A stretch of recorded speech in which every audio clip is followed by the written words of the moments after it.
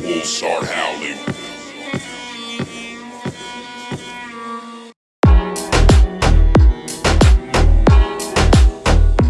Ассалаумағалейкум, құрметті Хан Моторс оқырмандары, қазақ елі, сіздермен Сапарбек Нұржігіт. Бүгін бізде үшінші видеомыз керемет Palisade автокөліктер. Міне үш бірдей Palisade автокөлігін сіздердің назарларыңызға көрсететін боламыз. Сыртқы пішінмен салыстыра кетсек, міне BMW X7-ден бір сәлақ кішкентай қараңыздар. Клиренс барлығы баллон, доңғалық базалары да бір-біріне өте келеді. Бұл автокөлік Астана қаласына алынған болатын, құны $50,000. Ал мына бетке келсек, айрықша төбесіне крыша панорама люгі жоғы $46,000. Және де ананың жылы 2022, 21. Мына беттегі Алматы қаласына алынған. Бұл 2021 жылғы Palisade'тар. Бұл VIP комплектациялар. Тағы ендігі бүгінгі біздегі обзордағы мақсат сіздерге осы VIP комплектацияның кереметтілігін көрсету. Және дисктерін ауыстырамыз, екеуіне парок саламыз. Біздің Хан Моторс компаниясының ол доп сіздерге ұсынар услугасы. Ал сөзбен ұзақ созбай кеттік. Погнали.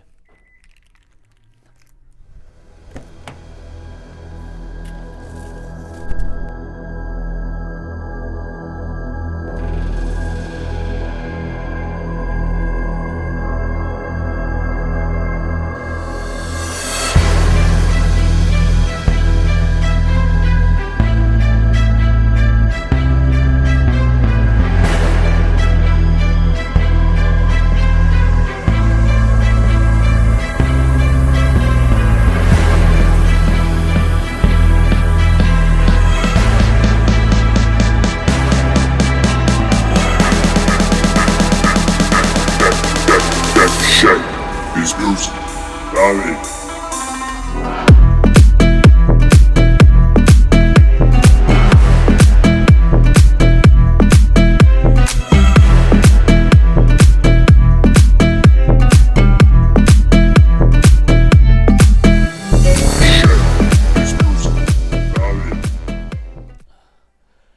Жаңағы екі Palisade автокөлігін біз өзіміздің автодетейлингке алып келдік десек болады. Қазір астында тұр, оны астына барып, тағы да видео жасаймыз. Мына жерде колонка, жаңағы запчастьтер, осы кісілер ауыстыра алатын. Не дейді, порог, ветровик, тағы орындық салу, сон барлығы осы жерде жасалады. 5 орынды 7 орынға ауыстырып, сондай тірліктерді осы кісілер жасайды. Тікелей корейский запчастьтарды алып жасап береді. Ал кеттік, астына барып, жұмыс процесі қалай болып жатыр, көре кетейік.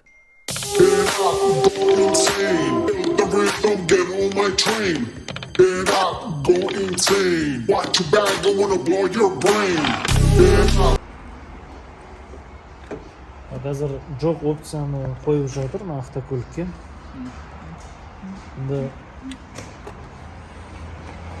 Сегіздің бұл Nobles комплектациясы. Оны шашып тастап, мына қараңыздар. Жердегі жатқан К8-дің бөлшектері. Дәл осы жерде өздерінің де автокөліктеріңізде жасалады. Жаңағы парокты да, растрлық осы жерде жасаймыз. Біздің каналға подписаться етпеген болсаңыздар, подписаться етіп, лайк басуды ұмытпаңыздар. Кеттік.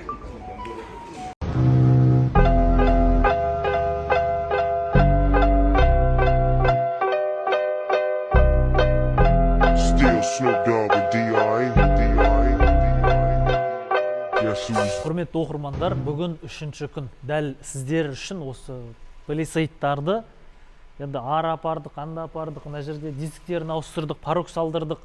Тағы да бір ақ Palisade'міз бар, ол қазір арғы бетте тұр. Енді көптеріңіздің сұрауларыңызбен каллиграфия комплектация мен VIP комплектацияның айырмашылығы неде деген сұрақтар туындайды. Дәл мынау қазір фары жанып тұрған VIP комплектация. Ішінде қандай өзгеріс бар, сыртында қандай өзгеріс бар, оны айтып түсіндіре кетем. Соңына дейін көре кетейік. Ал анда тұрған қара Palisade ол каллиграфия комплектация. Екеуінің айырмашылығын қазір осы видеода білетін боламыз. Кеттік. Сыртынан ешқандай өзгеріс жоқ. Екеуінің де түрі, решетка полный бірдей болады. Тағы да бұларда престиж комплектация бар және эксклюзив комплектация бар. Олардың айырмашылықтарын да алдағы видеоларда көре аласыздар. Біздің қазір каналда подписчик саны 300-ден астам. Осы видео, келесі видео шыққанша бір 500-ден асып, 1000-ға жете берейік. Бізді әрдайым қолдап жүріңіздер. Екі комплектацияның дискісі екі түрлі. Дәл мынау дискі $1200 қымбат тұрады, анау дискіден. Бұл өзі қымбат дискі болып саналады. Ішіне келсек, дәл мынау алдыңғы жетекте ешқандай өзгеріс болмайды. Память сиденье, мынау ромбик тәрізді, кожалар, тігістер, салоны передний жақта ешқандай өзгеріс жоқ.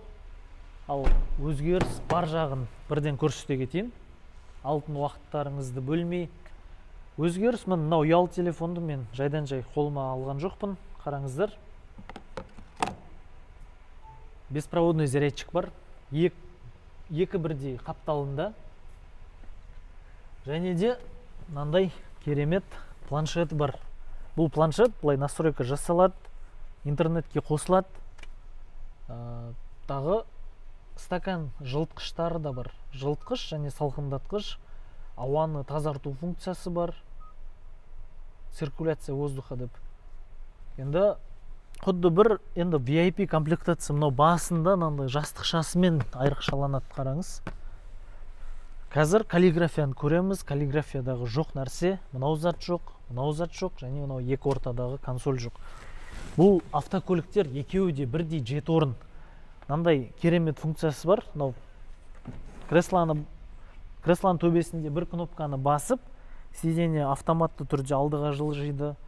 Артқы жетекке мына 2-3 адам отыратын орны бар. Детский кресло деп айтылады. Бұлар қазір жатып тұр, бұлар көтеріледі, автомат көтеріліп. Енді багажға келе кетейік. Багажы барлығы батырмалармен.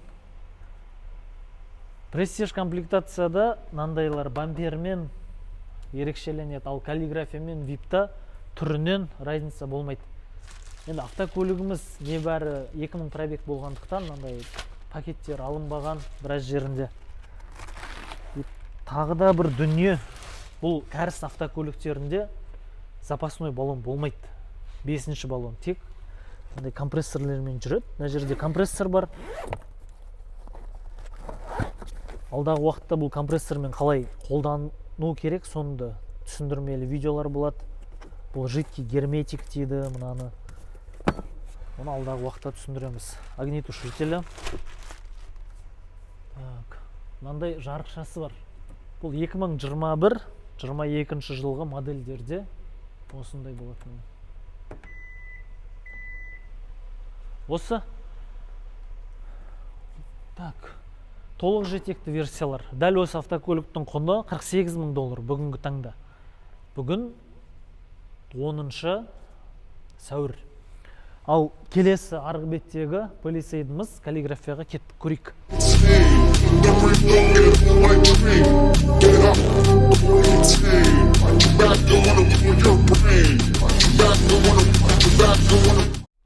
Екінші Palisade'мызға келсек, бұл каллиграфия комплектация.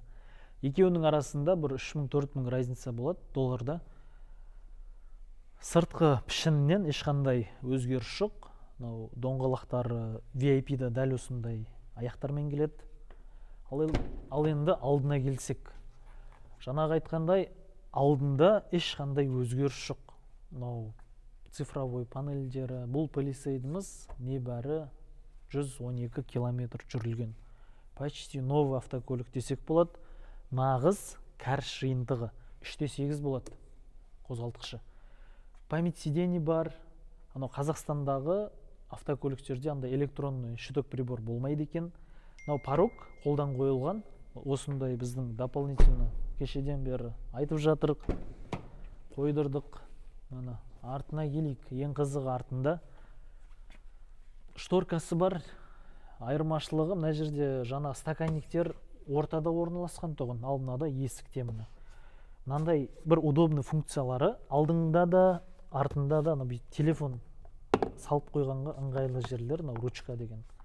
Мен осындай жерлерді осы телефон салып қойып жақсы пайдаланам негізі. Сіздерге де лайфхак.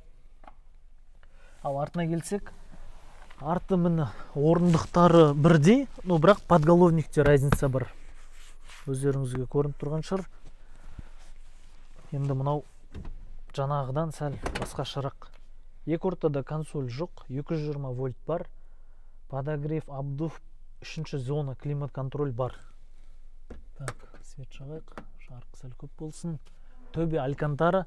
Анау палисейдта, бір палисейдтарда панорама болады, бір палисейдта панорама болмайды. Ол да бір $1000 разница береді бағасында. Мына жерде планшет жоқ. Енді каллиграфияны көбінесе отбасына алып жатады. Негіз отбасына VIP да жақсы. Артында бала-шағаларыңыз жаңағы ұзақ жолға шыққан кезде мультфильм болсын, керекті бір сондай клиптарды көрсе болады. Так, енді бұда да осындай функциясы бар. Бір батырманы басып, артқа өту деген. Артында ешқандай өзгеріс жоқ. Екі полисейдіміздің де қараңыздар. Бұл да жет орын, анау полисейд та жет орын. Мына жерлеріне дейін барлығы бірдей болады. Бұл автокөлігіміздің құны $44,000. Далматымен. Бұл 21-22. Екі автокөліктің арасында $4,000 айырмашылық бар.